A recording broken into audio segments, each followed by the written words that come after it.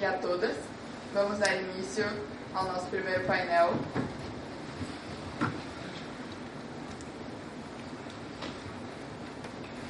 Neste primeiro painel do segundo dia do 5º Seminário de Direitos Humanos nas Américas, Empresas e Direitos Humanos, convido para presidir a mesa a professora Daniele Anne Pamplona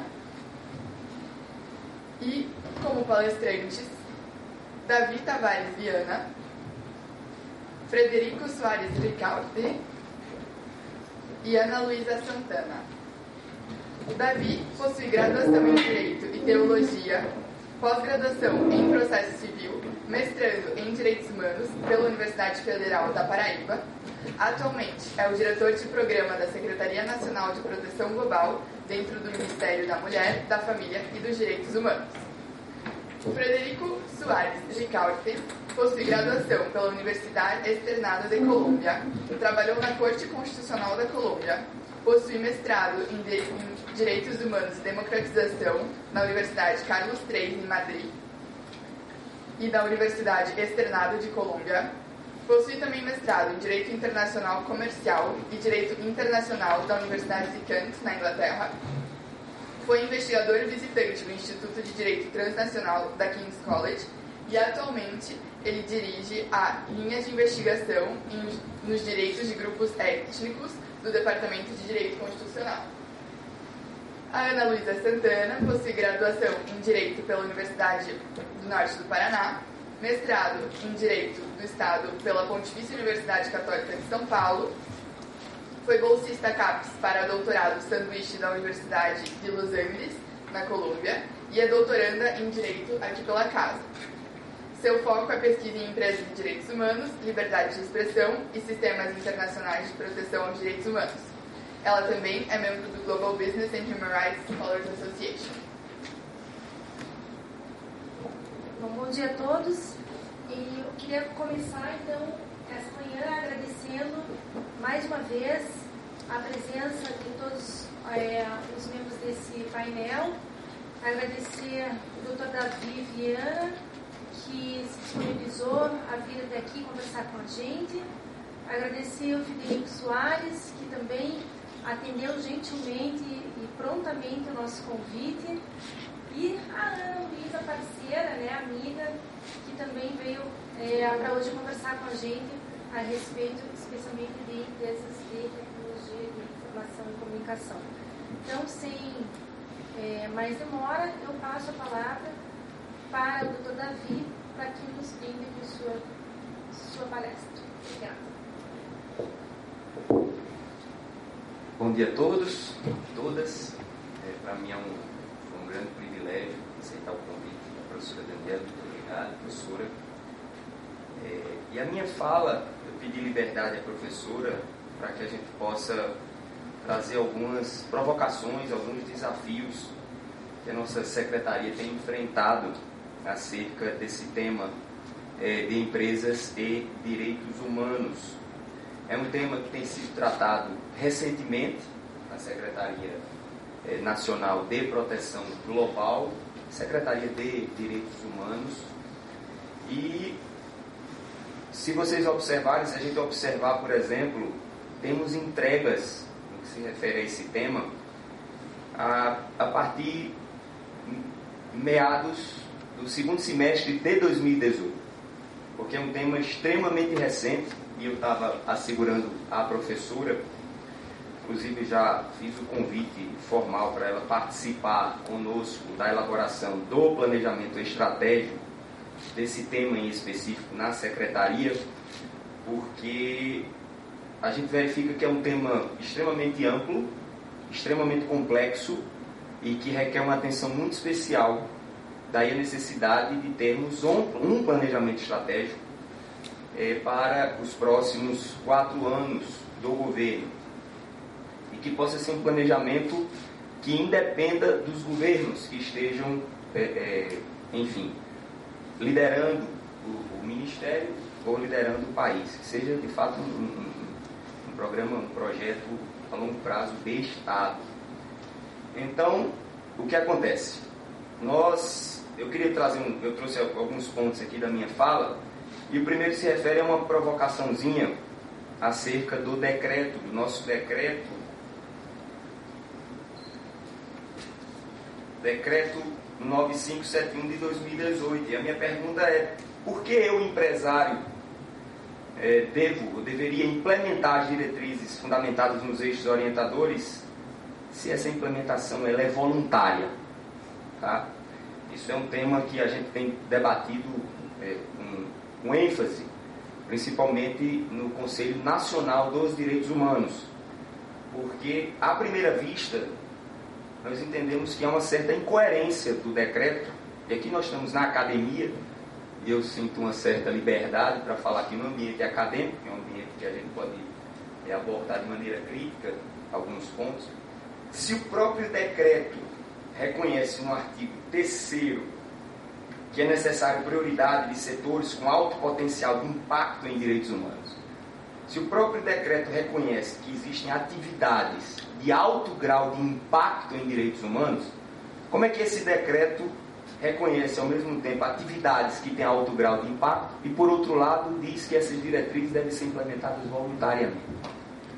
Eu vejo uma certa incoerência. Eu penso, e aí eu já lanço um desafio aqui na mesa, professora, para vocês, porque nós estamos agora numa fase de revisão da legislação na Secretaria no que se refere à matéria de direitos humanos. E aí nós estamos fazendo uma revisão para a apresentação para a comissão parlamentar da nossa Secretaria.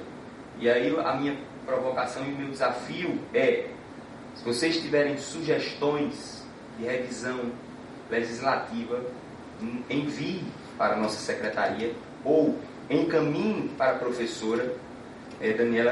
Ela pode ser o nosso ponto de contato nesse sentido, para que a gente analise e discuta essas questões. Eu, particularmente, tenho uma sugestão em relação a essa questão da voluntariedade.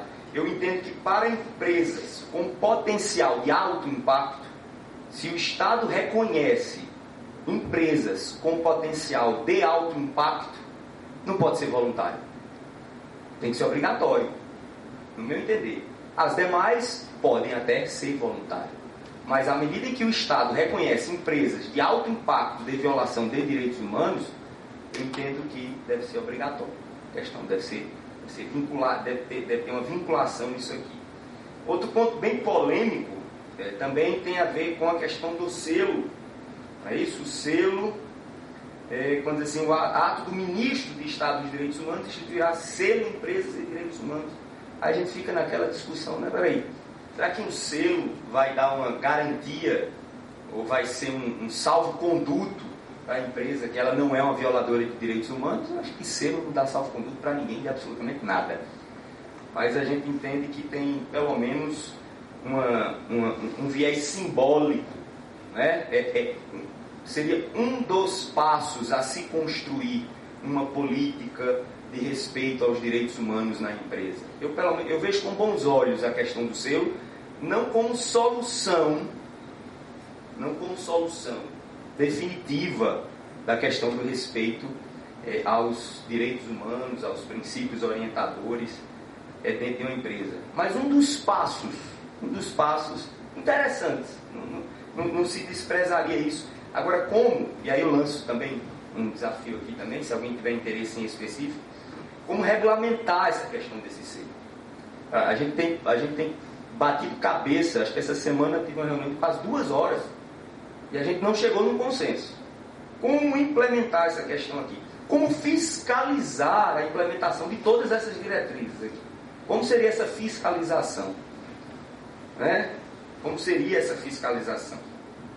Enfim, então fica aqui lançado esse desafio em relação a essas questões. E em relação ao planejamento estratégico, o que acontece? Eu estava conversando com a professora ontem, quando ela gentilmente me buscar lá no aeroporto.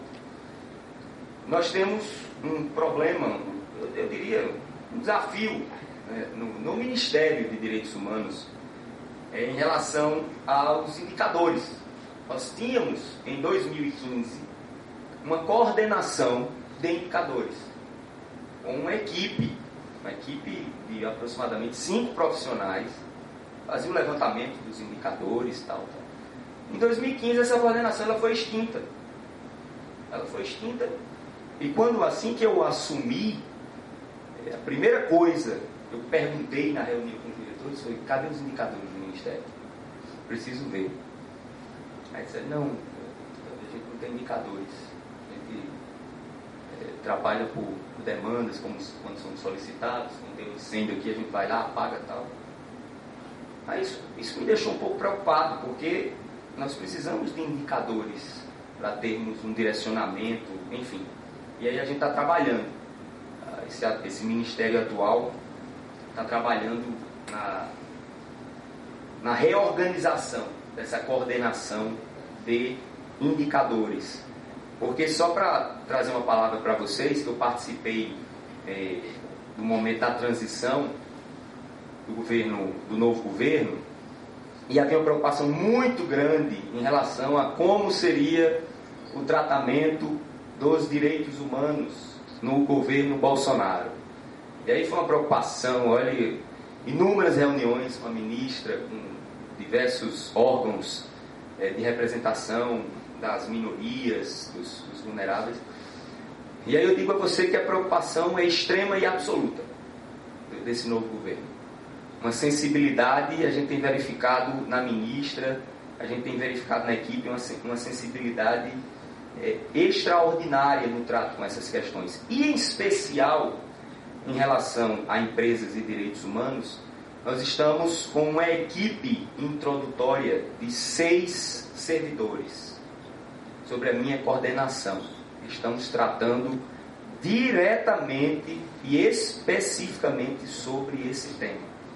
Esse é um tema de extrema relevância para o governo. Esse é um tema de extrema relevância para a secretaria. E aí, como eu disse no início da minha fala, algumas entregas em relação a empresas e direitos humanos no Ministério foram realizadas agora no ano de 2018. Uma delas foi o decreto, esse aqui tão polêmico decreto 9571, e eu repito e lanço o desafio: por favor, encaminhem para a professora sugestões de alteração legislativa, tá? Para que a gente possa trabalhar perante o parlamento, perante o presidente, para que a gente possa, enfim, adequar o que for necessário, tá certo? E aí, nós não tínhamos indicadores nenhum em relação a essa questão das empresas e direitos humanos. Fizemos essa entrega do decreto, fizemos também um código de conduta. O governo elaborou no segundo semestre, e aí eu gostaria já o fiz perante todos os membros da secretaria, um elogio público, e faço aqui também um reconhecimento da gestão do antigo secretário de Direitos Humanos, o Dr. Herbert. Ele deu um impulso bem interessante nessa questão, e foi graças a ele que muita coisa seguiu nesse sentido. Temos aqui um código de conduta de respeito aos direitos humanos para fornecedores de bens e serviços no Ministério de Direitos Humanos. Nós elaboramos um código de conduta. Esse código é um código bem interessante. Realizamos também uma carta aberta de empresas e direitos humanos com parceria do Banco do Nordeste, a Petrobras, dos Correios, o Banco do Brasil, da Eletrobras e da Caixa. Ou seja, empresas públicas, nós estamos dando o primeiro passo. Nós, enquanto governo, falo nós enquanto governo, estamos dando o primeiro passo de pedir para que nossas empresas venham a abraçar essa pauta, venham a abraçar essa bandeira. E isso aconteceu no segundo semestre agora, recente, de 2018. Porque eu não posso, enquanto Estado, já que é voluntário, né, chegar para a empresa, dizer: empresa, vamos lá, vamos de alguma forma aderir a esses princípios orientadores, a essas diretrizes, se nós primeiro não dermos o primeiro passo. E já demos o primeiro passo, tá? Então existe uma carta aberta, existe uma parceria incrível nesse sentido.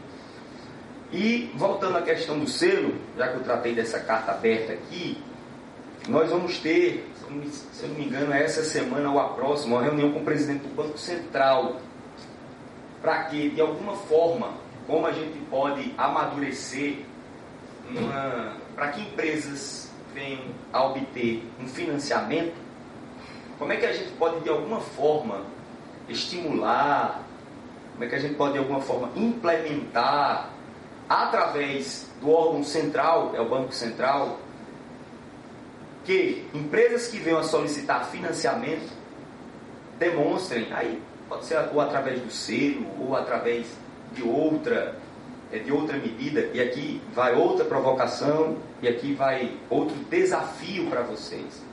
Como, de alguma forma, o Banco Central poderia nos auxiliar, quando eu digo nós, o governo, para que empresas que venham a solicitar empréstimo, e não são poucas, hoje praticamente as empresas vivem desses empréstimos a juros baixos, para poder, enfim, seguir no seu caminho empresarial. Como podemos, de alguma forma, ter essa oportunidade de, você quer um empréstimo? Ok. Então, tem qual seria o instrumento? Seria o selo? Ou seria, não sei, enfim. Está aqui lançado o desafio. Estamos quebrando a cabeça quanto a isso. Essa reunião com o presidente do Banco Central ia ser essa semana. Como nós não tínhamos ainda a ideia de como instrumentalizar, qual seria a metodologia para a gente, enfim, alcançar o nosso objetivo, fazer com que as empresas elas abracem essas diretrizes. Então eu adiei, porque a gente ainda está maturando essa ideia. Se vocês tiverem sugestão, a gente está aqui na academia, o lugar ideal para isso. Também nos enviem, porque eu acho que é uma oportunidade. A empresa, toda empresa ela vai em direção ao setor financeiro. Não existe uma empresa que não se direcione ao setor financeiro. Então o setor financeiro pode ser o nosso forte aliado. Tá certo? Outro ponto que eu gostaria de tratar com vocês aqui seria, porque meu tempo já está concluindo. Por fim, e eu concluo minha fala, se refere à questão do planejamento estratégico. Nós fizemos uma consulta, fizemos 3 consultas. A primeira em relação a um curso, não foi uma consulta, mas foi um edital, não é isso, professora? A professora ganhou o edital, está preparando um curso em empresas e direitos humanos. E outra consulta acerca que a gente está fazendo das boas práticas, porque houve um GT da ONU, e esse GT da ONU nos demandou 32 recomendações, ou 31, não lembro ao certo. E fizemos uma consulta, vamos entregar o secretário antigo, fizemos essa consulta para verificar no âmbito nacional quais são as boas práticas que as empresas estão tomando em relação a este tema. E eu confesso que eu estou bem ansioso para ver essa consulta, que vai ficar pronta agora em maio de 2019. Maio de 2019, tá certo? Outro desafio é o nosso comitê. O comitê tratado no decreto, ainda não foi instalado esse comitê, até porque eu verifico que está havendo uma certa, como é que eu posso dizer, o decreto ainda não trouxe uma certa clarividência para nós de como nós devemos, quais os passos nós devemos agir. E aí a gente está aguardando essas consultas para que a gente possa elaborar a partir dessas consultas e a partir dos levantamentos da ouvidoria, tá certo? Quais os nossos próximos passos. E aí, como eu disse na minha fala inicial, eu convidei a professora para ela participar desse planejamento estratégico. Também desafio vocês mais uma vez se tiverem um ponto em específico, que é o que eu chamo, né? Às vezes você está na direção do carro, você olha pelo retrovisor, mas tem um ponto cego, não é? E o importante no debate, o importante nas múltiplas ideias, é exatamente, às vezes você vê um ponto ali que está diante de você, mas você não enxerga. Então, outro desafio aqui para nós é o que poderíamos ter um olhar especial nesse planejamento, em que poderíamos ter um olhar especial no planejamento estratégico, tá certo? Até porque nós temos um PPA para entregar até agora, maio. O PPA que nós estamos cumprindo ainda é o da presidente Dilma, tá? Temos até agora, esse PPA eu acho que vai até maio ou junho, enfim. O fato é que a partir do segundo semestre, aí vai ser implementado o PPA do novo governo. Até maio nós estamos seguindo as diretrizes do PPA do governo anterior, tá certo? Então nos encaminha pontos que talvez o governo ou o próprio decreto não enxergou como relevante, porque a gente tem uma coisa que eu tenho conversado muito com os movimentos sociais, a gente tem conversado demais. A principal característica desse governo, pelo menos no que se refere à secretaria, e eu só posso falar pela secretaria, não posso falar pelos outros, mas é o diálogo, tá certo? O diálogo de ideias e principalmente o respeito a quem pensa diferente, tá? A gente não quer impor, nem, enfim, como eu estava dizendo a professora, nem ideologia de esquerda nem de direita. A gente quer ir para que o Brasil precisa, tá certo? É bem verdade que ninguém vive sem ideologia, mas eu acho que através da ciência a gente pode fazer os direitos humanos menos panfletários.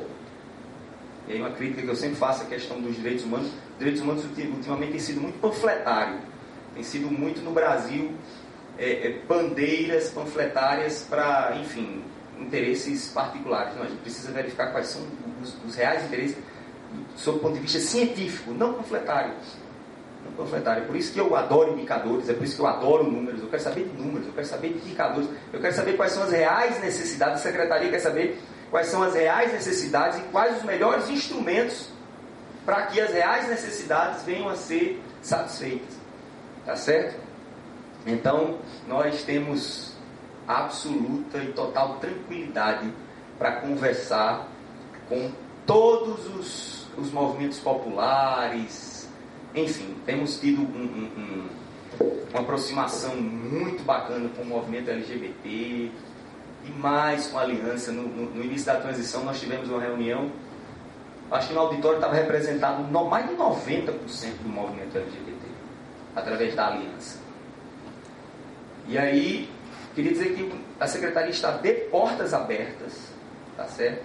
Para nós, o pensamento diferente, que eu digo não é diferente de ser estranho, diferente do meu, do seu, porque ninguém é obrigado a pensar igual, é muito bem-vindo, tá certo? É muito bem-vindo, porque eu entendo que é através das múltiplas formas de pensar que a gente constrói uma nação, constrói um pensamento sólido. Na verdade, que não venha a ser facilmente desconstituído a depender do governo que entra ou do governo que sai. Uma política de Estado e não uma política de governo. Então eu agradeço a fala, o momento da fala, professora, a oportunidade, e eu espero honestamente receber na semana que vem, professor, e-mail da senhora com as sugestões, tá? Em virtude das provocações. E digo mais, se estiverem em Brasília, todavia eu queria ter um papo com você, eu tenho um ponto sobre essa questão, eu não concordo com essa questão do governo, eu adoro quem discorda de mim, tá certo? Eu adoro, porque lá na Paraíba diz o seguinte: quem tem ideia fixa é doido. Quem tem ideia fixa é doido. Quem tem medo do contraditório tem algum, enfim, uma disfunção mental. A gente tem essa brincadeira lá na Paraíba, quem tem ideia fixa é doido. E eu adoro o pensamento diferente. Até para eu ir amadurecendo as minhas ideias e tendo um pouco mais de certeza acerca do que eu penso. Tá certo? O que nós pensamos. A secretaria está aberta. Nós temos um grupo de servidores, de 5 servidores, direcionados para este tema em específico. E para o governo, para esse novo governo, a questão da empresa e direitos humanos tem uma relevância fundamental. Muito obrigado, professor.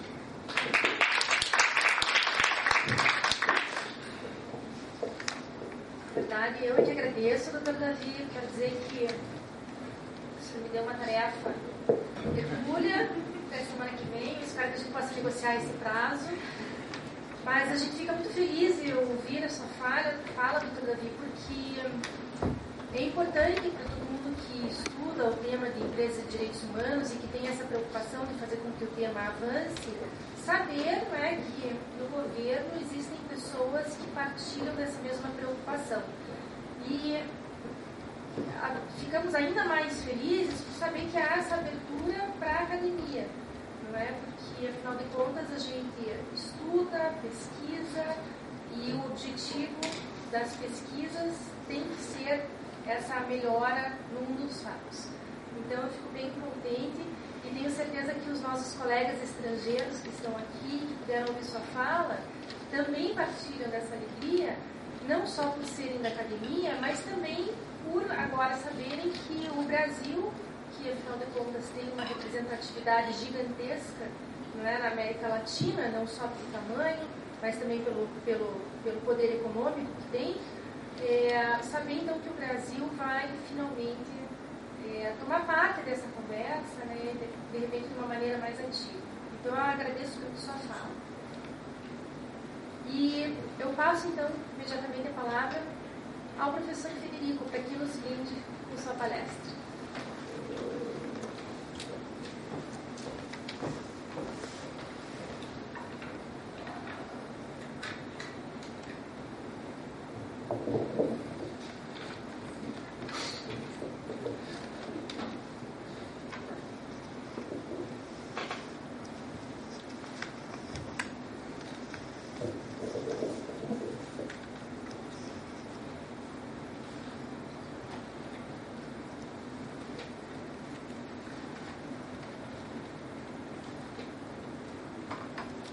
Buenos días para todas y para todos. Yo quiero empezar por expresarle mi agradecimiento, mi cariño por toda la hospitalidad, por toda la generosidad a Daniele Pamplona, a Ana Luisa Santana, a Patricia Almeida de Morales, a Luisa Engers, porque ha sido una fenomenal, maravillosa estadía y ha sido un motivo de enriquecimiento personal, académico, y poder conocer una cultura tan bella, tan bonita como es el Brasil. Yo quiero agradecer a la vida porque esta haya sido mi primera experiencia en el Brasil. A todos ustedes, muchísimas gracias. Yo quisiera entonces, pasando en materia, quisiera comentar un caso en particular que va a ser un caso relacionado con el carbón. Yo voy a presentar 3 puntos, trataré de ser lo más apegado al tiempo posible, relacionados con el caso del carbón y su implicación en el tema de derechos humanos. En particular, analizar el caso de Cerrejón, que Cerrejón es el nombre colombiano para la principal empresa o una de las más importantes empresas que operan en la extracción de carbón en el país, que en realidad está operada por 3 grandes multinacionales, que son la BHP Billiton, la Anglo American y la Glencore, que ya son de pronto nombres más familiares para el auditor. Entonces primero voy a hablar un poco sobre el contexto general, sobre la cadena global de suministro de carbón, hablaré ya un poco del caso de la explotación de carbón en La Guajira y finalizaré con algunas reflexiones en particular a partir del tema de empresa y derechos humanos. Entonces vamos con el primer punto sobre este contexto general, sobre la cadena global de suministro de carbón. Lo primero, como un elemento de contexto para que lo tengamos en cuenta, estos son año 2014-2015, estos son los principales países productores de carbón a nivel global. Australia, China, Alemania, casi cada uno de estos produce 500 a 400 toneladas de carbón, y ustedes pueden ver en este sentido cómo es el consumo que muy precisamente se ve. Pero en este sentido los que más generan y consumen energía de carbón, basada en carbón, es la China y los Estados Unidos. Luego, estos son los países que más consumen carbón y a su vez los que más también producen. Y en particular la China tiene una dependencia muy grande del carbón. Acá podemos ver también en los últimos 15 años, 10 años, podemos ver un poco la evolución y cómo es la transición respecto a la dependencia de energía a nivel global. Podríamos decir con total tranquilidad que, o pues con tal acierto más bien, que el carbón termina siendo la segunda fuente de energía a nivel global. La primera es el petróleo y el carbón es la segunda fuente importante de energía. Aún así, vemos también hay una suerte de evolución en el mundo para buscar energías más limpias, energías más renovables. Sabemos muchos que la explotación de carbón es una explotación que genera un efecto ambiental muy importante. Ahorita comentaré algo sobre eso ya, sobre las perspectivas un poco que vienen al respecto, pero comentar en principio que hay una transición en el mundo sobre eso, pero todavía hoy el carbón es un aspecto demasiado importante en materia energética. Este es un poco un mapa, de cierta manera reciente, sobre cuáles son los países importadores de carbón y cuáles son los países exportadores de carbón. Y acá podemos ver un asunto que es importante, es el papel de China, de India, de Japón y el papel de los Estados Unidos. En este mapa podemos ver exactamente que estos son países que necesitan el carbón para su industria, para su economía, para poder potenciar su asunto. Y en cierto sentido, hoy los estudios que conversan sobre carbón mencionan cómo China en particular termina siendo el principal consumidor de carbón. Aquí hay en el norte de Sudamérica podemos ver a Colombia con una exportación de 75 millones de toneladas de carbón como uno de los productores importantes, pero uno dice, ¿es Colombia en realidad quien está haciendo? Y en realidad cuando vamos a detallar quién es en realidad quien está exportando el carbón y bajo qué condiciones lo hace, nos damos cuenta que no necesariamente es que sea el país bajo una producción nacional que así lo haga, sino son las empresas transnacionales que son propietarias de los activos estratégicos de carbón en el país que hacen este tipo de exportaciones que en efecto están ahí. Colombia aparece con 75 millones de toneladas, casi la mitad son producidas por Cerrejón, 30 toneladas anuales, 32 toneladas anuales de carbón que sale del país anualmente.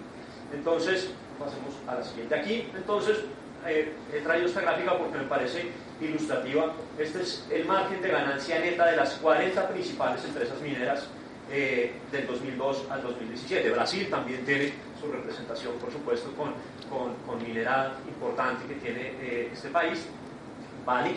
Y podemos ver, fíjense ustedes, incluso en periodos de crisis, estamos hablando que pueden las grandes multinacionales mineras llegar al 11, al 15, al 20, al 27, 26% de utilidad, que es una utilidad realmente enorme para cualquier tipo de actividad económica que ustedes se piensen. Y lo que quiero también incluso enfatizar en esta presentación es que estas grandes utilidades de este sector no se compensan con los grandes daños en materia de derechos humanos y en materia económica que genera su actividad, en particular en un país del sur global como el nuestro. Y me parece a su vez, para poder pensar en una formulación general sobre la empresa y los derechos humanos, Daniel, como un estudio de caso nos puede ayudar para tratar de pensar en nuevos retos, en nuevas perspectivas que nos sirvan justamente para tratar de enfocar este preciso problema. Entonces acá hay un asunto adicional para precisar. Pasemos entonces, lo último, para comentar algunos asuntos respecto a la perspectiva y cerrar esta primera parte y tratar de estar muy apegado al tiempo en lo que estamos comentando. La demanda global de carbón puede descender, hay una baja demanda de China y también del oeste de Europa, de Western Europe, o de Europa occidental. Europa, dicen los estudios sobre carbón, que está en una dicotomía. Por una parte, Europa occidental descendiendo y cambiándose hacia energías limpias, pero Europa del este todavía muy dependiente de la producción de carbón. No obstante, Europa del oeste sigue siendo pues, una demandante de energía muy importante, porque de hecho un indicador determinante de lo que podríamos llamar desarrollo, con todo lo polémico que esto sea, es qué tanta energía consume un país. Y en ese sentido Europa occidental pues, sigue siendo importante, pero hay una baja en este sentido. Y el segundo aspecto para tener en cuenta más adelante es que dentro del Acuerdo de París, parte de los compromisos es para reducir el cambio climático es cómo sustituye energías limpias, y el compromiso de la humanidad en ese acuerdo fue tratar de reducir en 2% las emisiones, la temperatura del globo, y para el efecto es importante sustituir el carbón por energías diferentes. Entonces, ese esfuerzo por transitar a energías más limpias y más renovables puede también en un mediano plazo cambiar también la perspectiva que está hoy a nivel global y en países como el nuestro, en tanto que pueda eventualmente sustituirse esa producción por otro tipo de producción. Siguiente. Pasemos entonces a la segunda parte, que es una parte ya más relacionada con tratar de darles a ustedes en estos minutos alguna esencia, al menos básica, de cómo opera Cerrejón. Y como les digo, Cerrejón en realidad es BHP Billiton, Anglo American y Glencore. Este es el hueco que nos están dejando en Albania, sur de la Guajira un poco, y allí el centro, el epicentro de la explotación de carbón en el país. Ustedes, quiero precisarles acá un detalle, lo podemos ver acá en cualquier momento, pero miren la proporción humana de esta volqueta, es absolutamente minúsculo. Luego, ustedes pueden imaginarse en realidad, cuando uno va a la mina, ustedes pueden en realidad imaginarse el hueco en serio que deja este tipo de actividad, y muchas veces dicen donde se hace gran minería no puede eventualmente hacerse nada más. Pero quiero entonces dejar ilustrado este asunto para seguir adelante. Entonces, la preocupación, nosotros junto con la profesora Jimena Sierra, quien recientemente sustentó su tesis sobre minería, y el profesor Nicolás Perrone, organizamos también un seminario con comunidades locales afectadas por la gran minería en el municipio de Barrancas, en el sur de La Guajira, el pasado 11 de noviembre, y allí pudimos constatar varias de las preocupaciones que tenemos con respecto a la explotación minera. Ustedes pueden ver, pues en esa foto hay comunidades indígenas de distinta índole. Hay comunidad indígena Guayú, representada por ejemplo por las mujeres Guayú que están acá, y estos son de la comunidad Arhuaca, colegas también que son de la Sierra Nevada de Santa Marta y que viven allí, y otras personas que son dirigentes locales de esta comunidad, varios de ellos también dirigentes de corregimientos, de barrios, de pueblos desplazados por la gran minería, reasentados por la gran minería en esta. Ahorita voy a presentar una relación de cuántos pueblos y cuáles han sido efectivamente desplazados por la gran minería, como un aspecto también para tener en cuenta. Entonces, ¿cuál es un poco la siguiente? Por favor, gracias. Entonces, la parte económica que está detrás de esto es que el país adoptó en las últimas 3 décadas principalmente como su máxima económica la atracción del capital extranjero, ¿sí? Y el capital extranjero como la variable más importante de la economía en cualquier sentido. Entonces, esto implicó que varias empresas públicas, entre otros elementos, fueran vendidas al capital transnacional. Y efectivamente, en el año 2002, las multinacionales BHP Billiton, Glencore y Anglo American fueron las 3 transnacionales que terminaron quedándose con toda la operación del carbón del Cerrejón. Ahora, este aspecto tiene muchos más elementos en materia económica, pero describir cómo acá hay una transición de la toma del capital extranjero de la operación del carbón en Colombia. Y esa operación del carbón en Colombia es una operación que, y en particular la de Cerrejón, se hace por estas 3 empresas multinacionales. Acá tenemos rápidamente algunos datos sobre la explotación del carbón en La Guajira y cómo es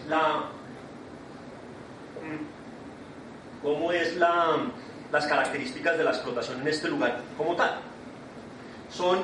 El área titulada es de 2.600.000 hectáreas.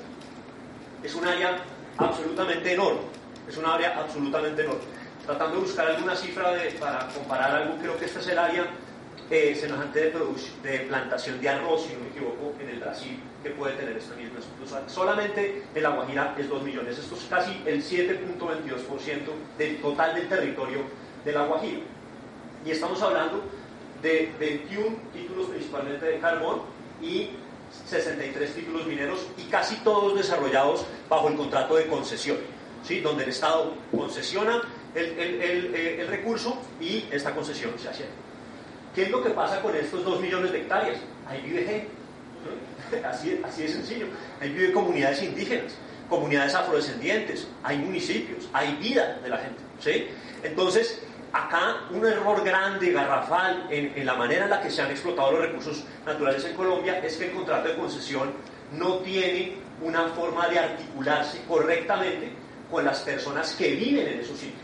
Entonces imagínense que estuviéramos en una casa o algo así y cuando de pronto no, es que ahí concedemos ese título para explotar minería en su jardín.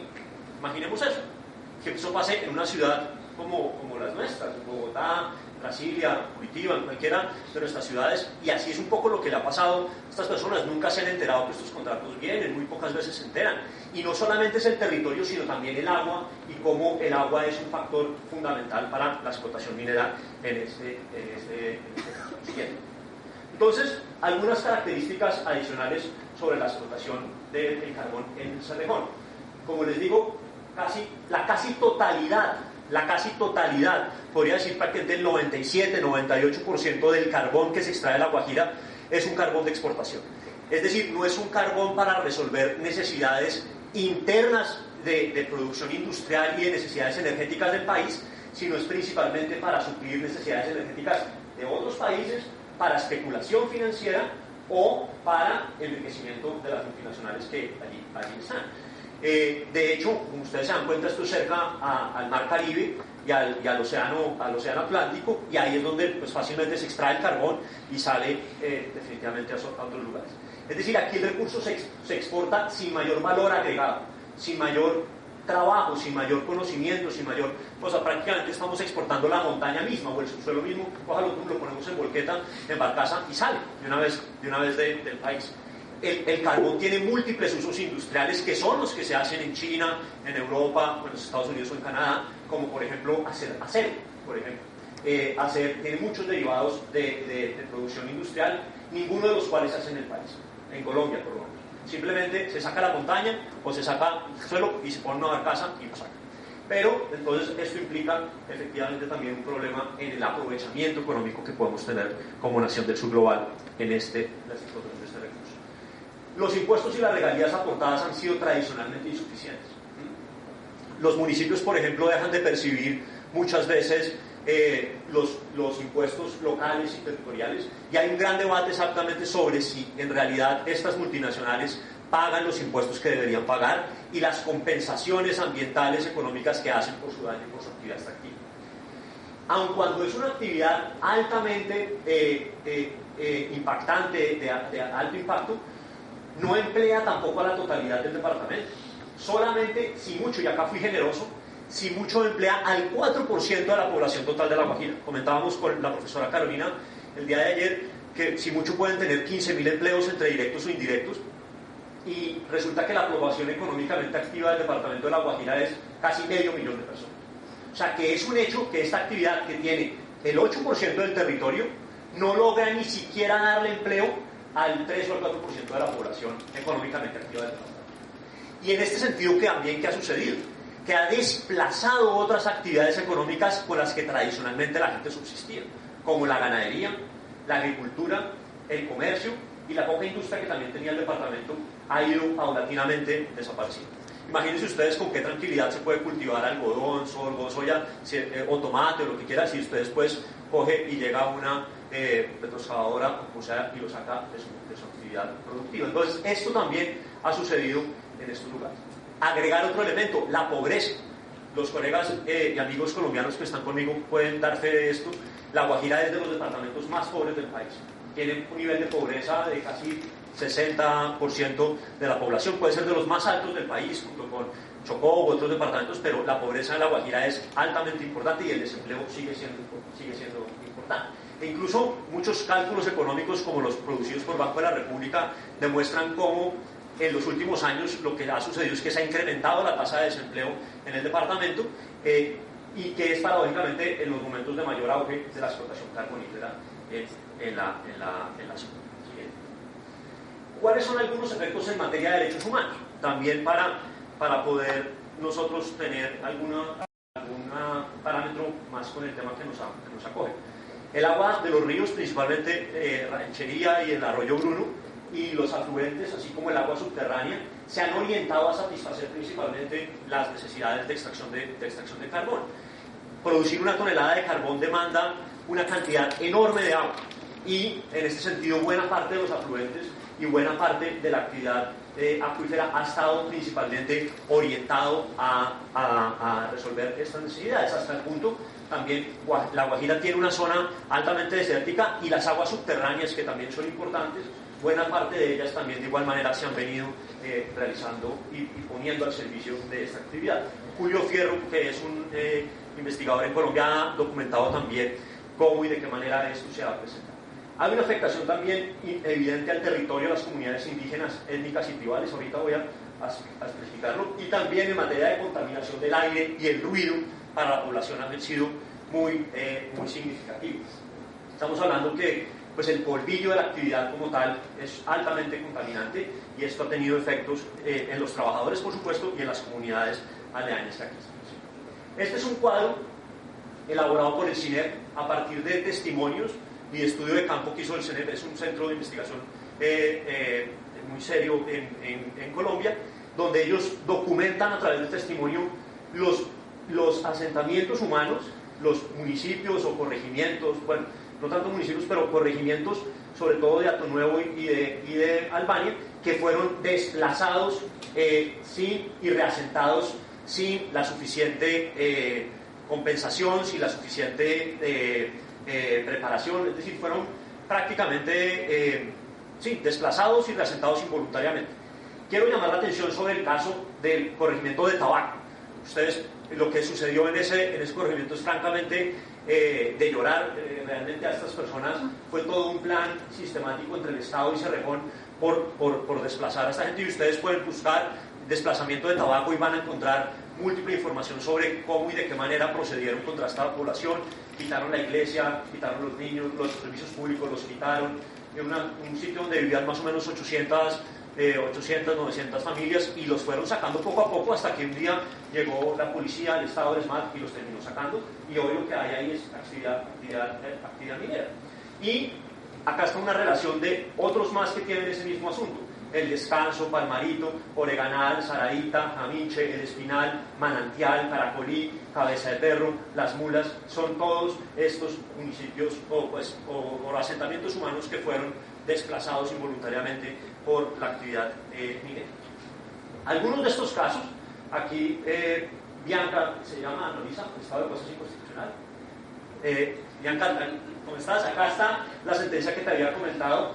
La T-302 del año 2017 declaró el estado de cosas inconstitucional, por ejemplo, por el acceso al agua, la alimentación, la salud de los niños y las niñas del pueblo indígena guayú, ¿sí? Para tener una supervisión y una vigilancia especial sobre lo que aquí ha pasado. Pero estas son, fíjense ustedes, en los últimos 4 años, ya son 5 sentencias de la Corte Constitucional sobre el caso Guajira, minería y derechos humanos. El primero, o la más reciente, es un cumplimiento de medidas cautelares de la Comisión Interamericana sobre los indígenas guayú que mueren por inanición. Este es un departamento donde ha sido muy conocido también y muy dramático que los niños mueren por no comer y de física hambre. Entonces hay una sentencia de la Corte, y en esa sentencia lo que se dijo fue: tengan cuenta la declaratoria de estado de cosas inconstitucional que hicimos en el año 2017. La SU 698 del 2017 es una sentencia de la Sala Plena en la Corte Constitucional, donde se evitó el desvío del río Ranchería y del arroyo Bruno en particular. Ellos tienen un proyecto, La Puente. Ustedes pueden meterse en la página del Cerrejón y van a ver todo lo sofisticado que se ve, todo lo sofisticado que se muestra, y lo que demostró la sentencia, por el contrario, es que la tal sostenibilidad ambiental y de aguas que está sucediendo allí no es tal, y por el contrario le dijeron a Cerrejón y demás que tenía que moverse en otro sentido. Entonces, esta sentencia de la Corte impidió eso. Y los últimos 2 son casos relacionados con lo que comentaba. Le suspendieron en algún momento la licencia ambiental a Cerrejón cuando en la extensión del proyecto de Puerto Bolívar se protegió el derecho a la consulta previa, y en los otros protección del derecho al agua, al ambiente de comunidades afectadas por la explotación de carbón. Estos son también algunos casos. Entonces, esta violación de derechos humanos contrasta de igual manera. Estos son la relación de los últimos 5 años de la acción de la BHP Billiton en la Bolsa de Valores de Londres. Estas 3 empresas, las 3 cotizan en bolsa, y Y acá hay una relación muy importante donde en realidad las empresas, y acá este es un punto que juega mucho en el debate sobre las empresas y derechos humanos, y qué tanto se comercializa o no, si lleva un minuto, Daniela, ya casi.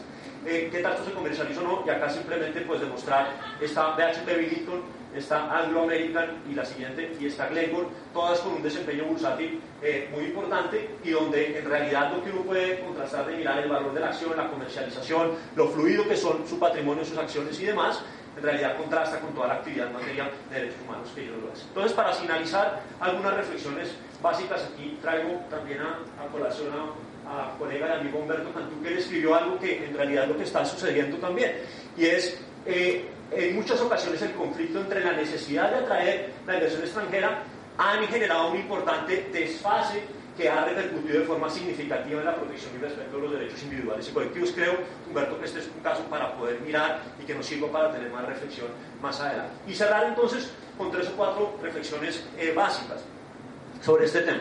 Primero, en realidad, ¿qué modelo de economía se está estableciendo allí? Uno pudiera eventualmente tratar de atreverse a decir, es una suerte de economía de enclave neocolonial que se está más o menos organizando allí, con autonomía jurisdiccional, económica y con violación de derechos humanos. 2, ¿qué tanto es efectivo la protección de los derechos humanos? Tenemos 5 sentencias de la Corte Constitucional que no son efectivas igual, con declaratoria de estados y cosas inconstitucionales, y aún así no es efectivo. Y lo tercero, ¿qué tanto el actual esquema de empresa y derechos humanos tiene en general la complejidad del negocio y toda la cadena de valor que implica cada uno de los sistemas para poder regular y analizar cómo pudiéramos realizar frente a eso? Y una última reflexión que también dialoga con nuestro panel de ayer. No sobra decir, BHP Billiton, Anglo American y Glencore, cualquier cosa, ellos tienen tratados bilaterales de protección a las inversiones con Inglaterra, Enrique, ¿no es cierto?, con el Reino Unido, que ellos pueden acudir ante cualquier sanción o tratamiento indebido que haga, mientras que las comunidades tienen que ir a Corte Constitucional, a agotar recursos internos 6 meses y después ir ante el sistema interamericano. Entonces estas son algunas reflexiones finales y les agradezco mucho y perdón haberme pasado mucho del tiempo. Muchas gracias.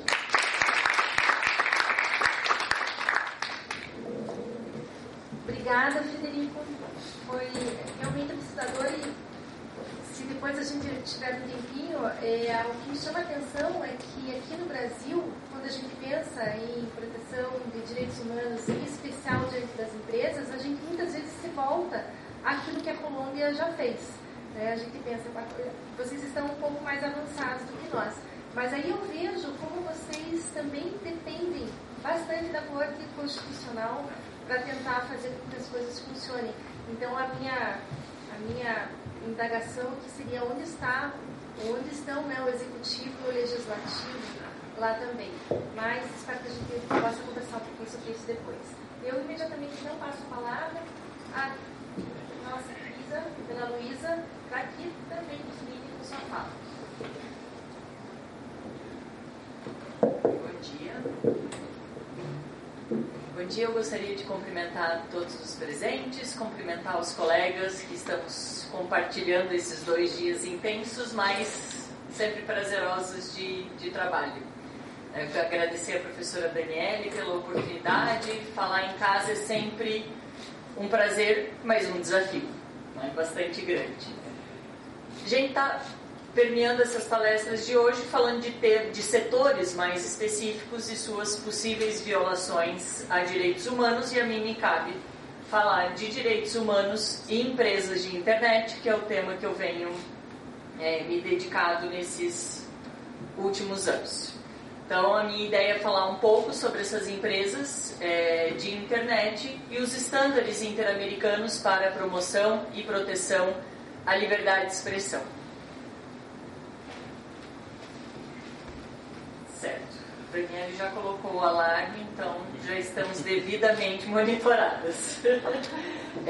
Bom, a tese que eu quero compartilhar com vocês é que os estándares para que as empresas de internet evitem violações à liberdade de expressão, eles devem ser produzidos a partir de um diálogo multinível entre empresas, estados e sociedade civil, com base nos princípios e regras estabelecidos pela Convenção Americana de Direitos Humanos e pelo Sistema Interamericano.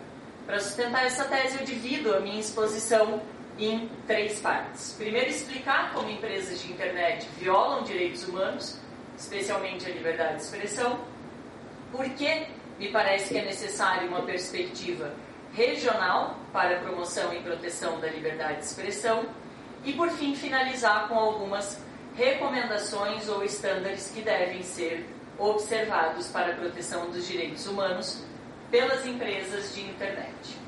Antes disso, eu só gostaria de aclarar o meu ponto de partida, porque me parece essencial que pensar em qualquer tema de regulamentação para as empresas de internet ou orientações para essas empresas não pode deixar de lado o fato de que a internet é provavelmente o instrumento mais importante democratizador dos últimos séculos. A internet tem se convertido em um meio de comunicação vital para que as pessoas possam exercer o seu direito à liberdade de expressão, ou o direito de buscar, receber e difundir informações de toda índole, sem consideração de fronteiras, como garante aí os artigos 19 da Declaração Universal e do Pacto Internacional e o artigo 13 da Convenção Americana. A internet, a diferença de qualquer outro meio de comunicação anterior, permite às pessoas se comunicarem instantaneamente a baixo custo.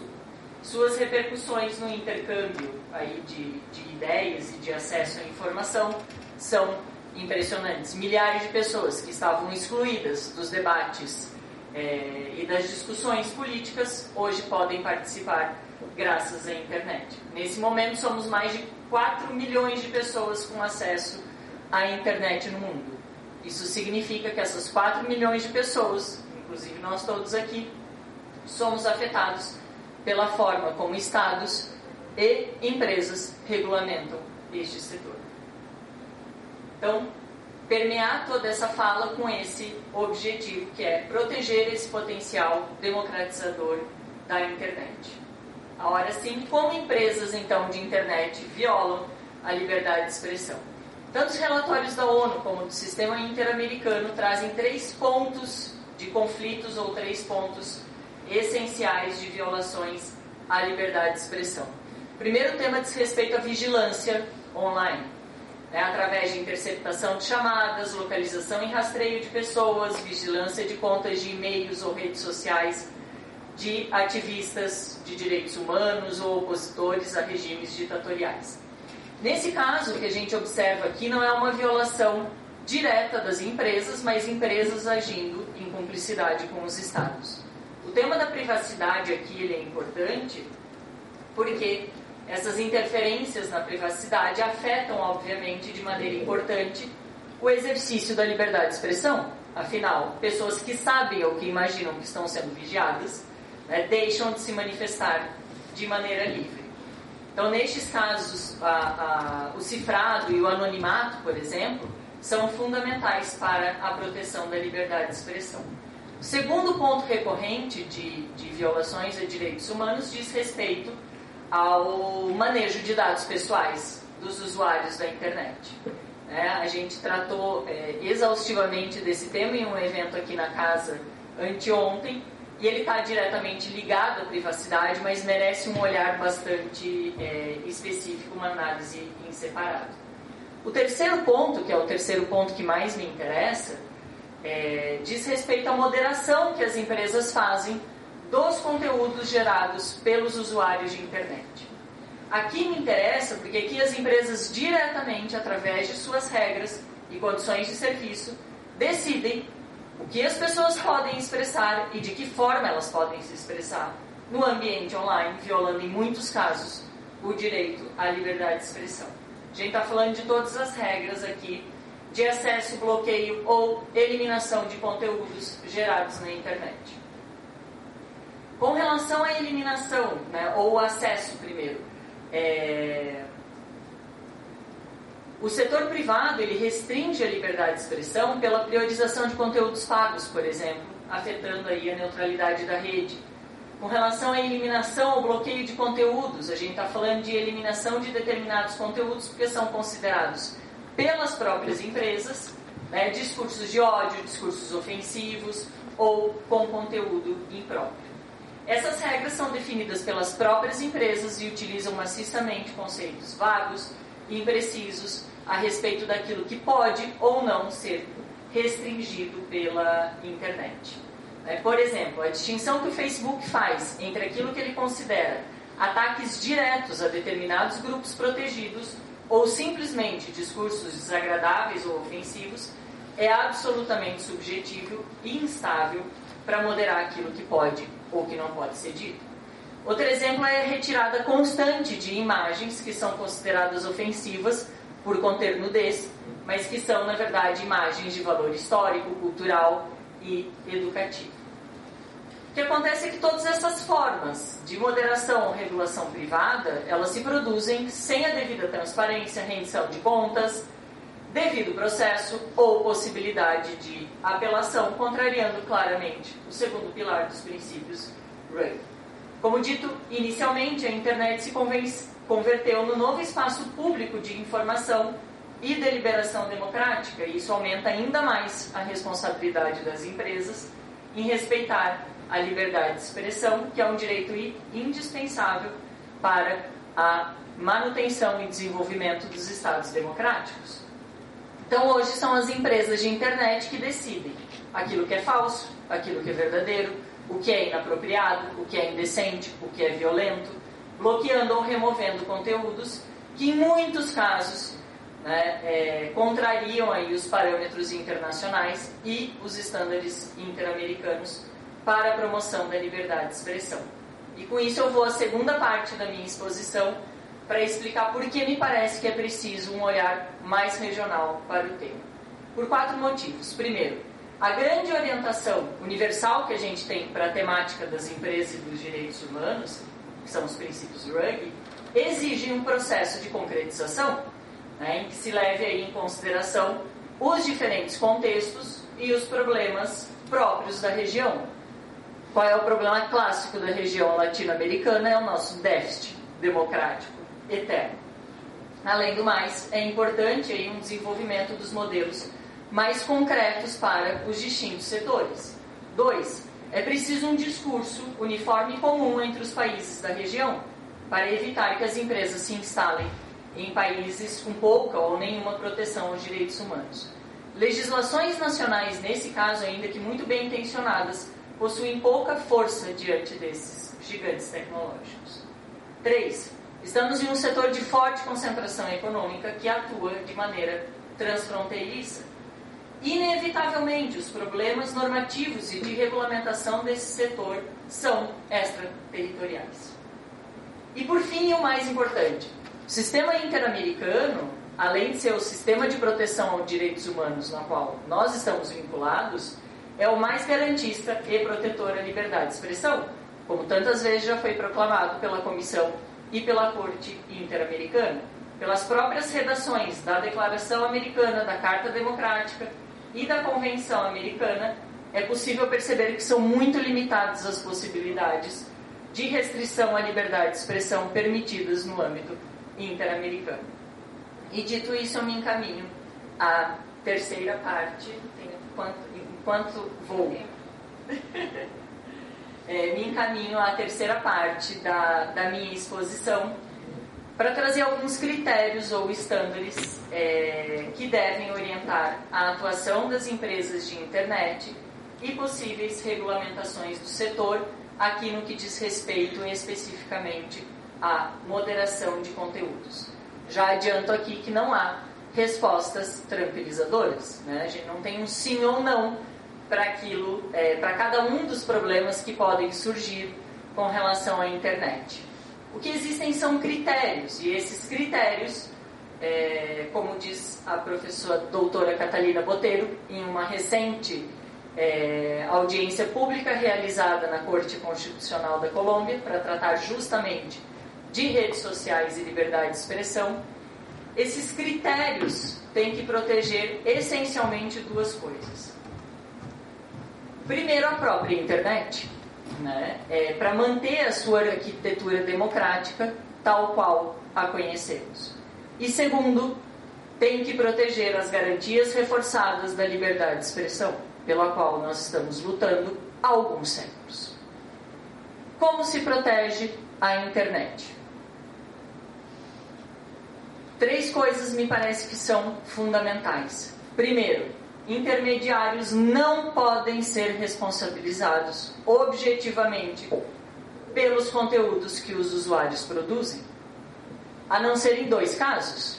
Quando descumprem uma ordem judicial para retirada ou bloqueio desses conteúdos, ou quando interfiram diretamente nesses conteúdos. Monitorar previamente o conteúdo é incitar a uma censura privada e transformar as empresas em juízes privados. Muitas legislações estatais ao longo do mundo estão transferindo às empresas a responsabilidade de dizer aquilo que pode ou não pode ser dito no ambiente online. 2. Plataformas e buscadores não são bases de dados estruturados. Se elas capturam dados e os usam de maneira inadequada, é um problema distinto da moderação de conteúdo e as regras aplicadas precisam ser distintas. Quando o Facebook, por exemplo, é só uma plataforma para intermediação de conteúdo, a regra é uma. Quando o Facebook vende os meus dados para uma empresa, a regra é outra. O problema é que a gente não pode aplicar a mesma regra para as duas coisas. Aplicar para a moderação de conteúdo as regras de proteção de dados torna o funcionamento desses intermediários inviável. 3. O sistema anonimato, o anonimato que o sistema interamericano protege de maneira offline, precisa ser garantido no ambiente online.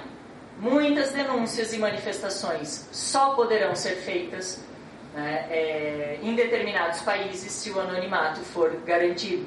A Relatoria Especial para a Liberdade de Expressão do sistema interamericano usa, por exemplo, a expressão das chamadas zonas silenciadas.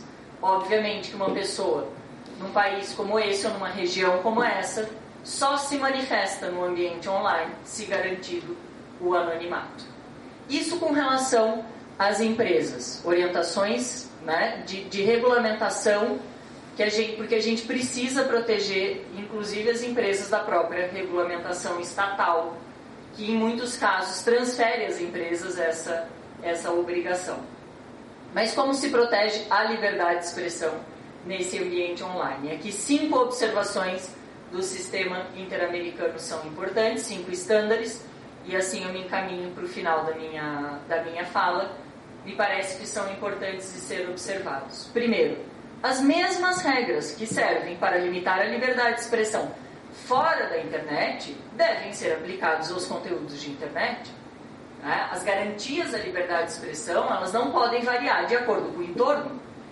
Então, a liberdade de expressão garante discursos ofensivos, chocantes ou perturbadores, que são absolutamente diferentes, por exemplo, dos discursos de ódio, que precisam de critérios muito específicos para serem configurados. Obviamente, o afetado pelo dano causado por determinadas opiniões ou ideias, ele não é obrigado a suportar o dano, e os remédios que sempre utilizamos para a reparação de danos continuam aqui sendo aplicados. O que a gente não pode é discutir previamente o que pode e o que não pode ser dito no ambiente online.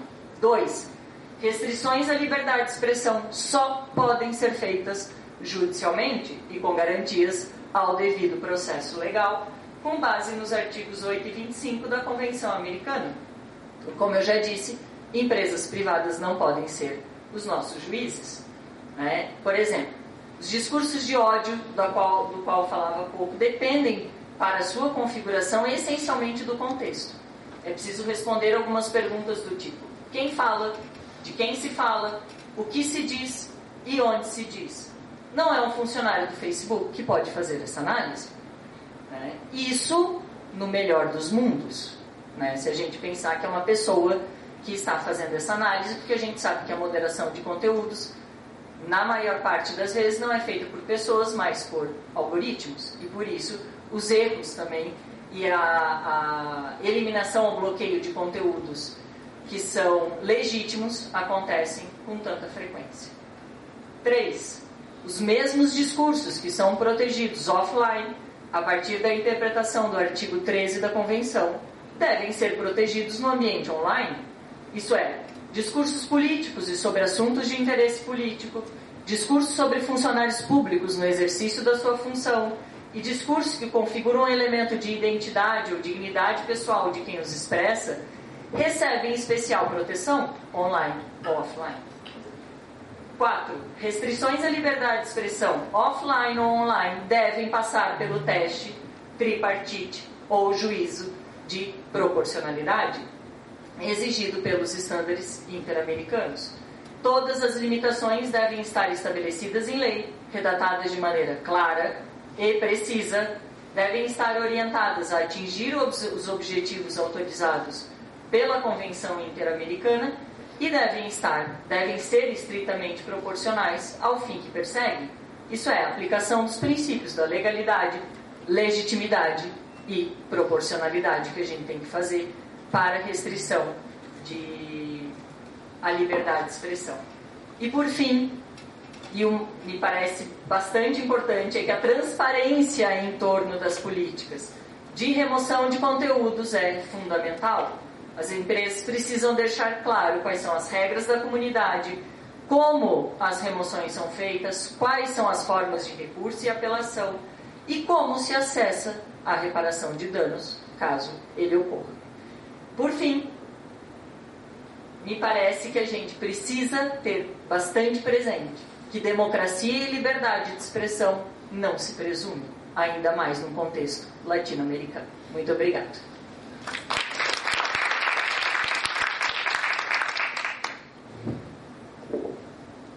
Obrigada, Ana, pela aula, né, sobre os estándares e sobre liberdade de expressão.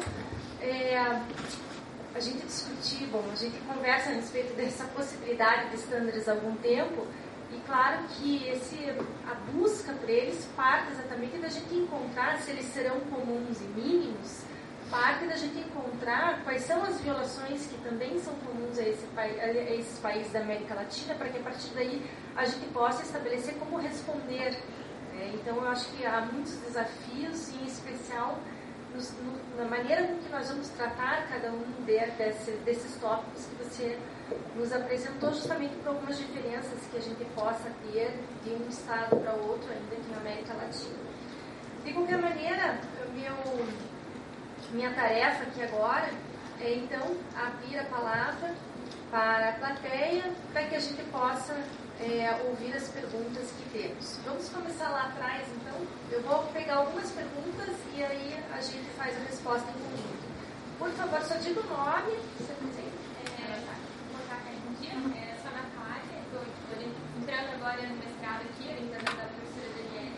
E a professora Davi, eu queria primeiro dizer que eu recebi a fala do senhor com muita alegria, porque o meu projeto de me dedicar a esse ano novo com a professora Daniele em estudar justamente mecanismos, formas como o Estado poderia implementar, fomentar para que as empresas de forma voluntária passassem a adotar essa devida diligência em direitos humanos. Então, com muita alegria que eu recebi a fala da abertura do governo para isso, e eu queria dizer que com isso eu vou me dedicar a esse estudo aí com a professora com muito mais alegria, cuidado e até motivação. Então, estamos cheios de ideias, está no começo, mas não sei se em uma semana a gente vai conseguir preparar algo, obviamente, mas ideias não faltam.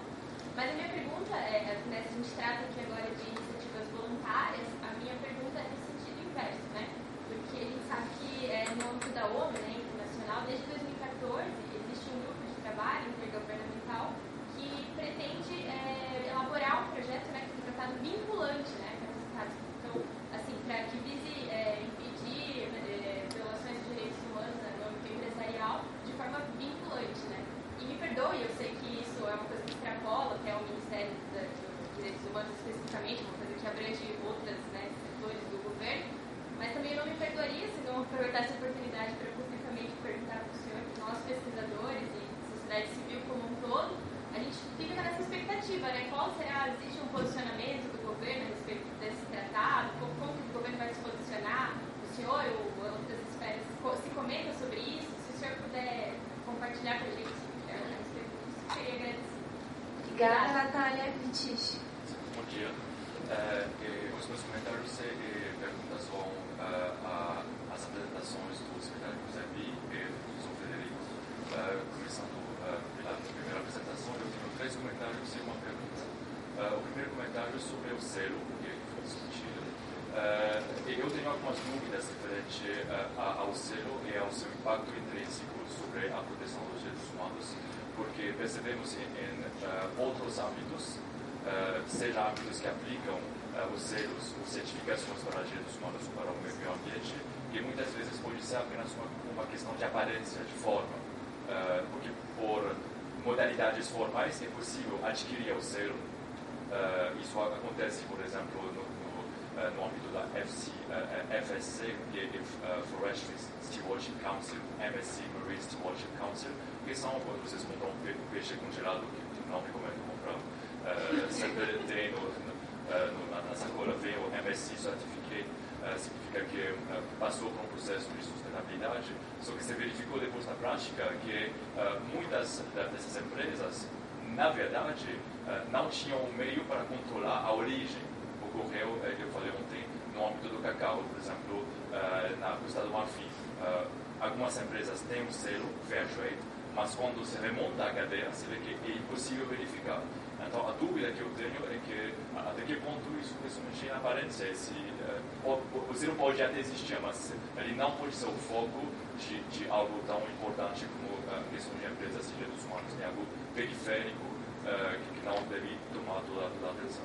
O segundo comentário se refere às instituições financeiras. Eu concordo também e penso que as instituições financeiras têm um papel muito importante, porque de uma maneira cínica é dali que vem o dinheiro, então é possível cortar e começar a regular a parte de ontem a palestra da professora Carolina mostrou isso. A dúvida que eu tenho nesse sentido é, nesse caso, teremos que encontrar mecanismos para responsabilizar as próprias instituições.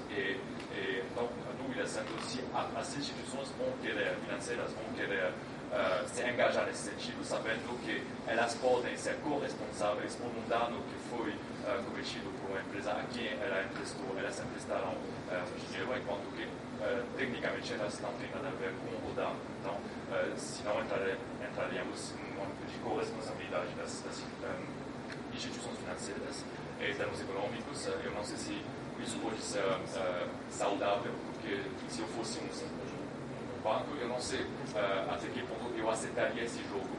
Dependerá muito da configuração jurídica. O terceiro ponto sobre o próprio decreto, eu concordo com o que foi dito.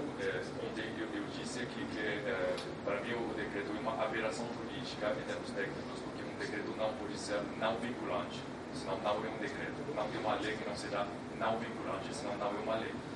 Nós damos outro nome. Esse decreto não é vinculante. Faltou nesse processo um aspecto pedagógico. Não é muito bem-vindo chegar com um decreto grande, denso, intenso, dificilmente acessível, mesmo para pessoas que são especialistas, e deixar isso na mão de uma empresa. Você tem que respeitar, mesmo voluntariamente, porque não se sabe muito bem de onde começa e onde termina. Então, no processo de adoção do decreto, e nesse processo de empresas e direitos humanos, é um processo de criação de cultura. E esse processo de criação de cultura aqui é toda uma pedagogia que tem que ser adotada para com as empresas, mas também com toda a sociedade. Foi negligenciado. Não existe ainda. Existe no âmbito acadêmico, algumas partes da sociedade civil, mas não é algo que faz parte de uma cultura ainda. É por isso que, se houver mudança legislativa, novo decreto, nova lei, ao meu ver, tem que ser curto, específico e com poucas obrigações no início. Somente para colocar uma primeira pedra e pouco a pouco, com base nisso, uma vez que essa cultura começa a ser ancorada na prática, construir com base em algo consolidado. Ao meu ver, desta maneira que conseguiria funcionar. Então, ter um decreto pequeno, uma lei pequena, somente com questão de quais as diligências as empresas devem ter para prevenir os impactos, primeira parte. Segunda parte, quais as responsabilidades que elas incorrem se não respeitar. É simples e direto, e as empresas podem ver que elas têm duas obrigações: prevenir, e se não prevenir, vão ser responsabilizadas de tal maneira. Esse decreto não prevê qualquer mecanismo de responsabilidade, porque é muito estranho para um texto normativo, que não conseguimos ter competente para aplicar. Então, são os três comentários que eu queria fazer sobre a sua apresentação. Eu tenho uma pergunta no mesmo sentido da nossa colega ali, mas pergunta intimamente institucional. eu queria saber qual seria a articulação entre o Ministério dos Direitos Humanos e o Ministério da Economia referente a essa discussão de empresas e direitos humanos. Se há uma ponte que já foi estabelecida ou não, se será estabelecida e como que será esse diálogo, essa articulação. Então, são as minhas considerações referentes à primeira intervenção. Eu tenho uma sola pergunta.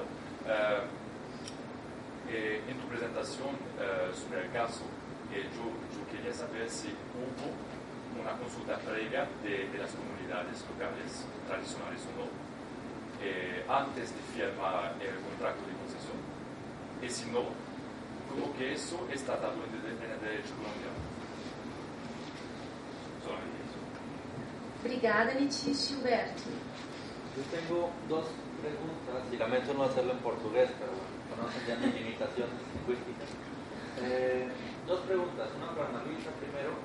¿Existe algún tipo de tendencia jurisprudencial sobre, en América Latina, preferiblemente sobre el tema de la limitación o no de la libertad de expresión por empresas que trabajan en el espacio cibernético? ¿Alguna pincelada general sobre hacia dónde se mueven las cortes, si hay algún movimiento de las cortes? Y en segundo tema para Federico, me recordó ahorita, y bueno, se conecta con las presentaciones de anoche, un título muy sexy de Surya Deva, de uno de sus escritos, que le llamaba La atracción fatal de los países en vías de desarrollo a la inversión extranjera. Me encanta el título, evidentemente, pero en tu opinión, ¿cuál es la vía que tiene que buscarse para tratar de encontrar una solución a ese dilema entre desarrollo y protección de derechos? Porque creo que es el punto central del debate de todo lo que tiene que ver con empresas y derechos humanos, o uno de los principales puntos de debate. Gracias. Bianca. Bom dia, meu nome é Bianca, sou doutoranda em Direito aqui pela PUC, estudo o estado de coisas inconstitucional, como o Frederico mencionou, e a minha pergunta é para você, Frederico. Eu gostaria de saber se você entende que a declaração do estado de coisas inconstitucional pela Corte Constitucional Colombiana, nesse caso e em outros futuros, seria um mecanismo eficiente para cessar ou fazer cessar, superar essa violação de direitos humanos por parte de empresas. E, em segundo lugar, eu gostaria de saber se nesse caso específico você vislumbrou a abertura ao diálogo entre esse povo indígena afetado e os representantes dessas empresas privadas por meio da declaração desse estado de coisas inconstitucional. Se aconteceu esse fórum de diálogo nesse contexto. Obrigada. Obrigada, Bianca. Henrique. La primera pregunta es para Federico.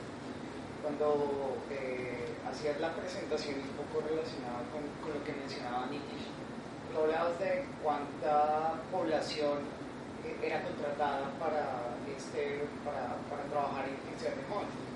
Mi pregunta es si al final, y también relacionado con lo que decía Humberto, el problema es el modelo desarrollista. ¿Esto qué significa tanto? Y si el problema es continuar comprando ese discurso de la inversión extranjera, que la inversión extranjera directa es buena porque trae tecnología, trae know-how y entre otros crea empleo, pero pues al final eso no es tan cierto. Ahí los estudios empíricos colocan en duda estos beneficios. Entonces yo no entendí si cuando tú estabas presentando la problemática, si tú defiendes o criticas el modelo desarrollista, porque el argumento que usas es como si lo defendieras, no produce tantos empleos, pero si produciera tantos empleos, entonces sí valdría la pena este daño ambiental. No entendí tú dónde estás posicionado políticamente respecto a este punto.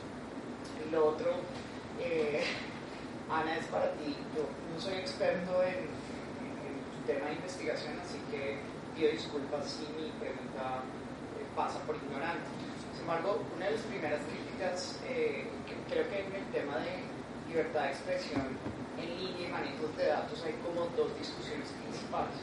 Uno, la expresión de opiniones en social media, en Facebook y Twitter, y de otro lado es el manejo de nuestra información personal con cookies para todo lo que tiene que ver con el mercado. Entonces, creo que hay dos divisiones, dos bloques grandes, y ambos tienen que ver con manejo de información privada y en cierta forma el marco grande que es libertad de expresión. Entonces, yo quisiera referirme a la primera parte, es la expresión de opiniones en Twitter, en social media, porque es lo siguiente, estas preocupaciones son limitadas, es decir, en Latinoamérica donde hay tantas necesidades y pobrezas, esta defensa liberal es de defensa liberal de unos derechos de muy pocos, alguien de tipo Joao.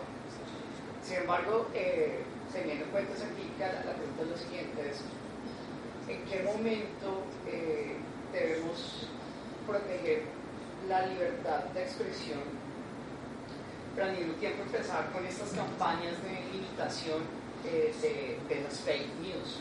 ¿Sabes? Cuando empiezan a limitar, pero ¿qué es fake news? ¿Cómo tú empiezas a saber qué está bien o qué está mal?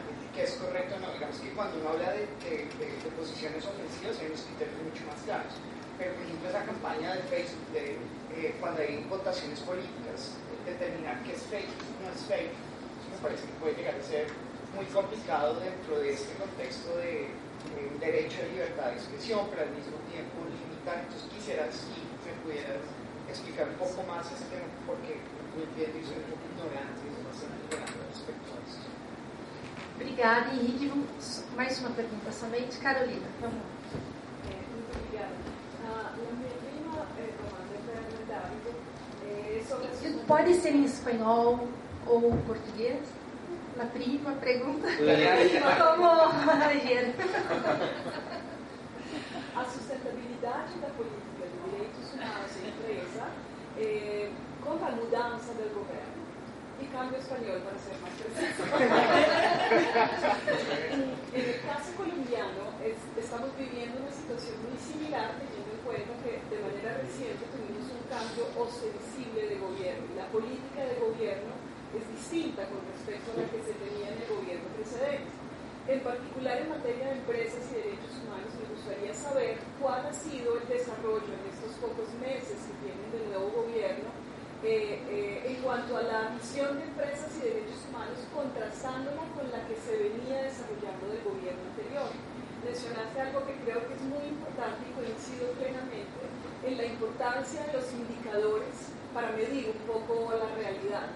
Y hablaste de la importancia de los indicadores para determinar las necesidades específicas en materia de regulación de empresas y derechos humanos.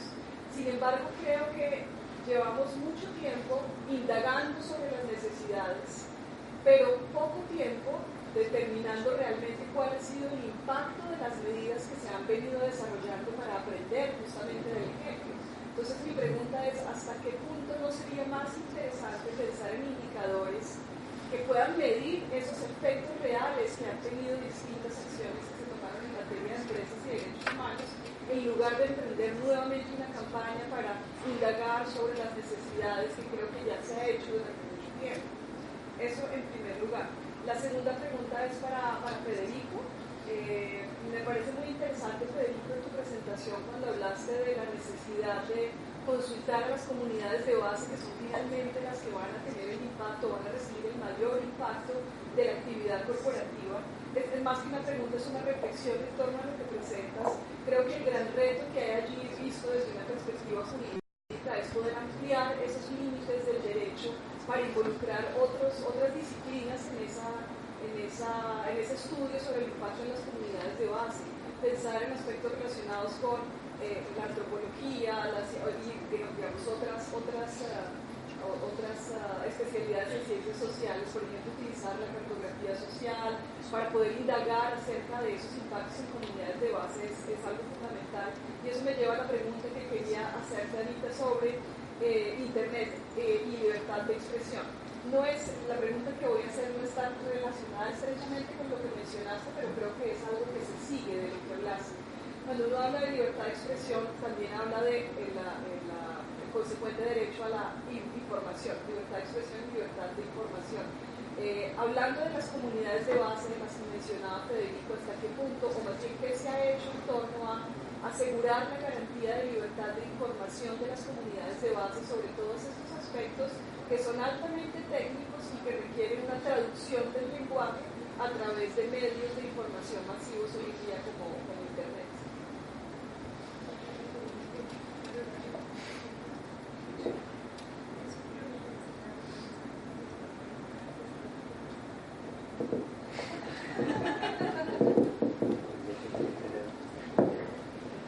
Bueno, muchas gracias a todos por sus preguntas. Tendré Daniel, dos minutos para responder, entonces trataré de ser lo más puntual y preciso posible. En primer lugar, agradecerles a todos por ello.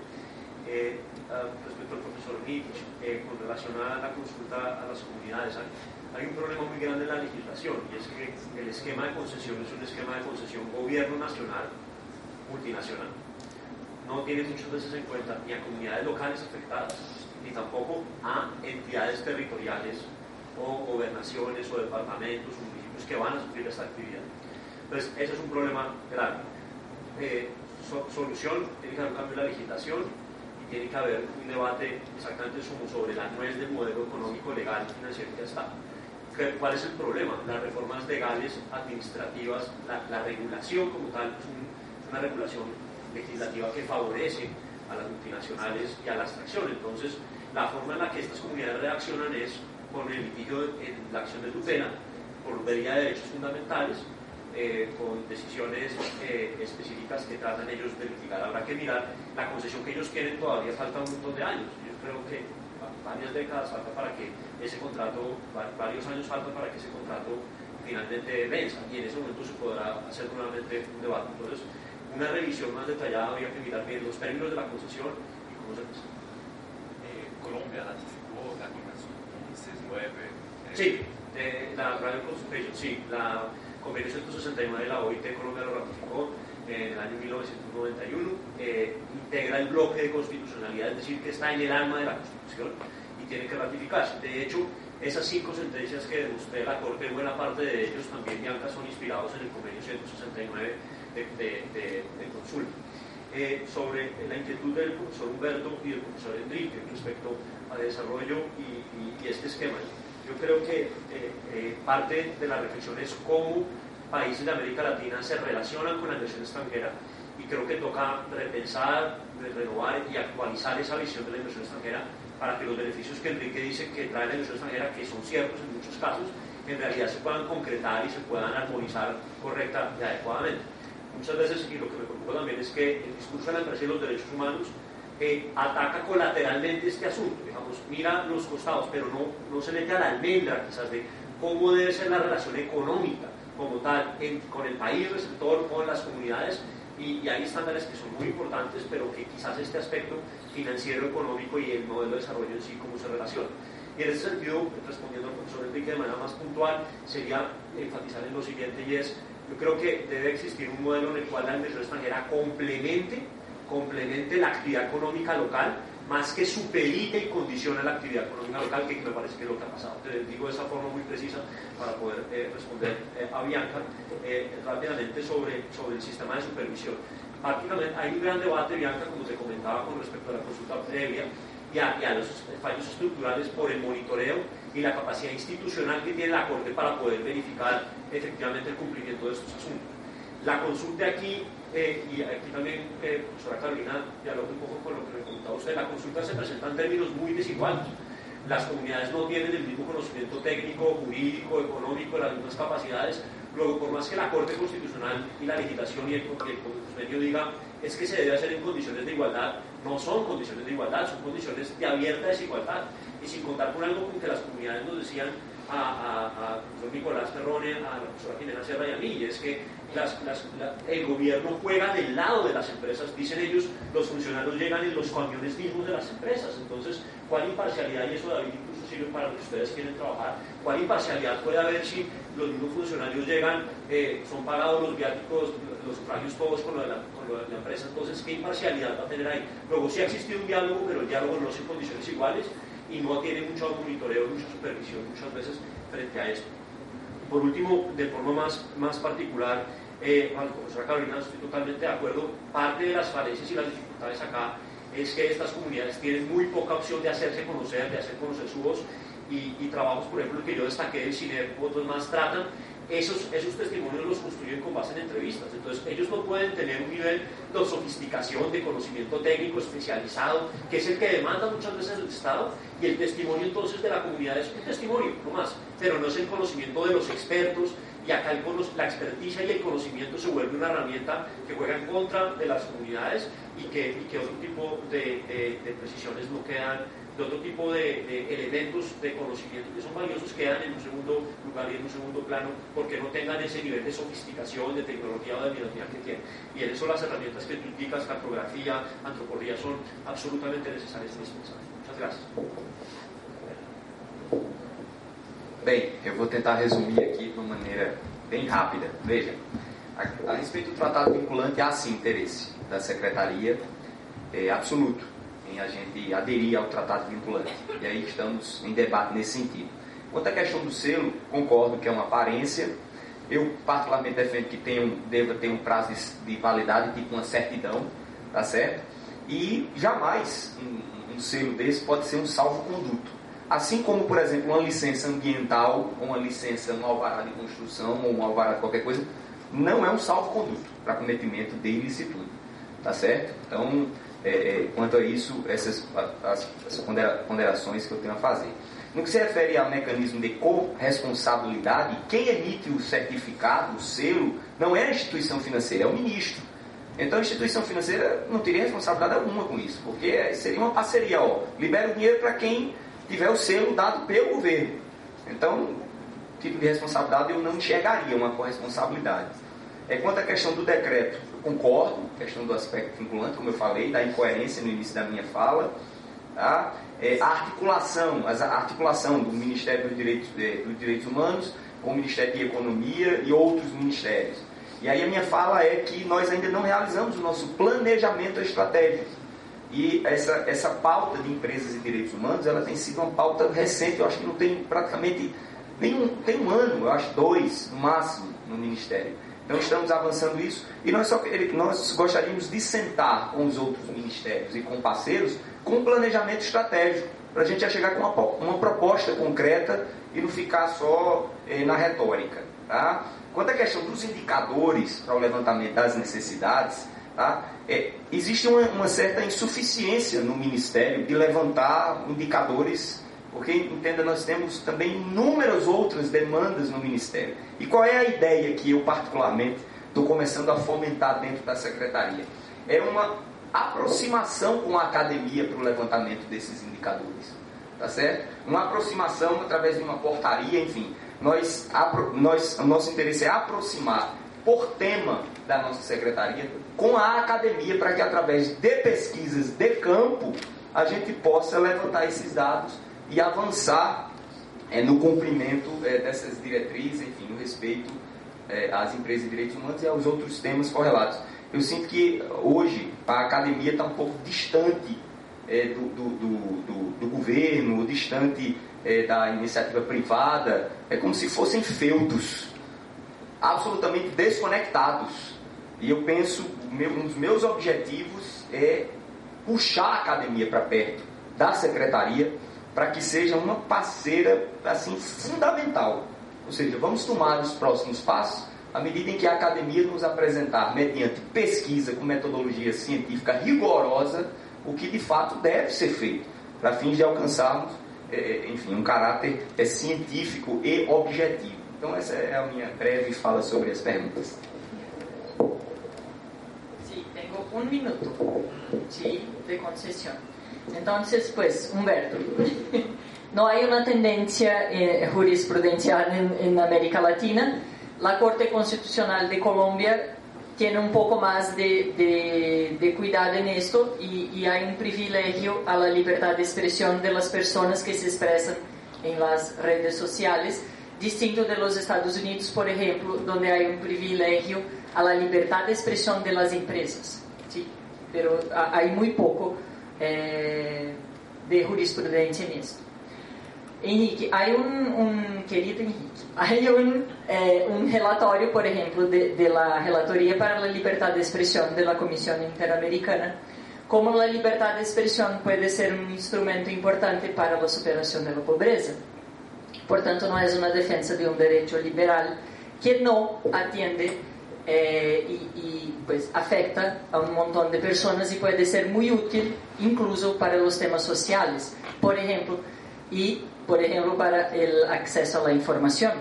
Pues não se hace isso, pero a internet poderia ser um instrumento importante, por exemplo, para acesso às informações de estes grandes projetos de investimento.